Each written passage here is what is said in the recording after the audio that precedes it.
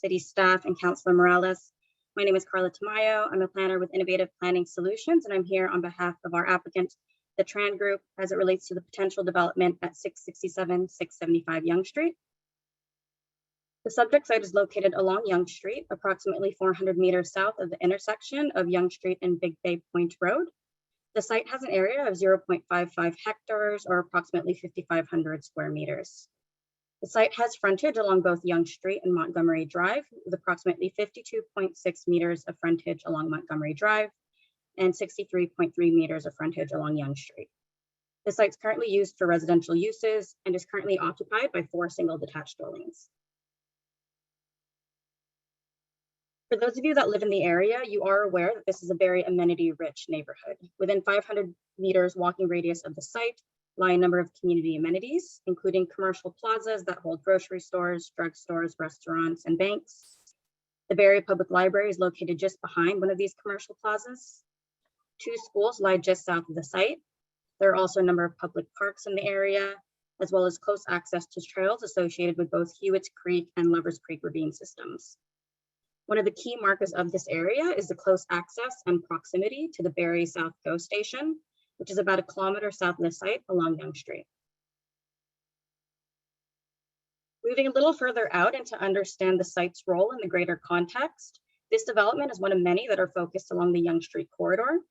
Specifically, just to the south of the site are 2 major development areas that have and will continue to redefine Yonge Street, one being the Barrie South GO major transit station area, and the second being the Hewitt secondary plan area located south of Mapleview Drive. This slide provides some images and renderings that capture the change that is occurring along Yonge Street and within this part of the city. So the image at the top is looking north along Yonge Street from the GO station and depicts dwellings currently under construction. The central images are renderings of townhomes that are being developed as part of the Yonge and GO townhouse development. The image at the bottom is a little further up along Yonge Street, looking north towards Big Bay Point Road. In this image, you can see Yonge Station development on the left and a new development, the South District condos, visible on the right. This slide will look a little closer at the South District condos, as this development is directly abutting our subject site. The South District condos are a 7-story mixed-use building with ground floor commercial space. This development accommodates for a total of 183 residential units. So the development that we're presenting tonight is really intended to provide for continuity with and compatibility to the South District condos, while providing the same considerations for impact to the surrounding neighborhood. So for example, as you can see in the top image, the South District condo has provided a stepping transition back to the existing residential uses along Kenneth Avenue. And this development we're presenting tonight aims to accommodate for the same stepping transition, but we'll discuss this in more detail later in the presentation.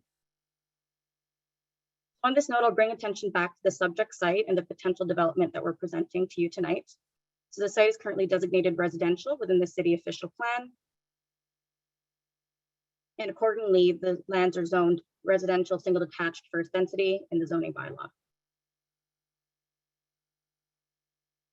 To facilitate the proposed development, the applicant would be looking to submit a zoning bylaw amendment application to rezone the lands from residential single detached dwelling first density to mixed use corridor with special provisions.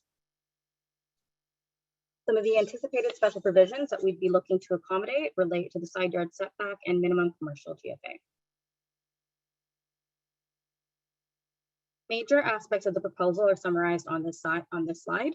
So the development is currently proposed as an 8-story mixed-use building with ground floor commercial uses and will provide a total of 227 residential units. 2 stories of underground parking are proposed to meet the parking requirements of the zoning bylaw. Similar to the South District condos, the building has been designed to be massed towards the intersection to not only encourage an active streetscape related to the ground floor commercial uses, but also to support step-back transitions to the residential uses along Kenneth Avenue. The development is currently contemplated to be condominium in tenure. This is the most current site plan design. Site access is provided off Montgomery Drive. Site circulation and entrance to the underground parking occurs internally to the site. An outdoor amenity area has also been provided and is located along the interior corner of the building. Fencing and a large interior side yard setback are provided to the existing residential uses along Kenneth Avenue. Similar to the South District condo development, this proposal seeks to provide building setbacks that will facilitate a stepping transition down to the existing residential uses along Kenneth Avenue. And just to clarify, this site plan is not by any means final. We anticipate that there will be revisions based on the comments received from both the public and from city staff, but this is the latest revision of the plan that we're hoping to move forward with for a formal application. Through pre-consultation with city staff, a number of required studies have been identified in order to proceed with a formal application. These studies are currently underway with our consulting team.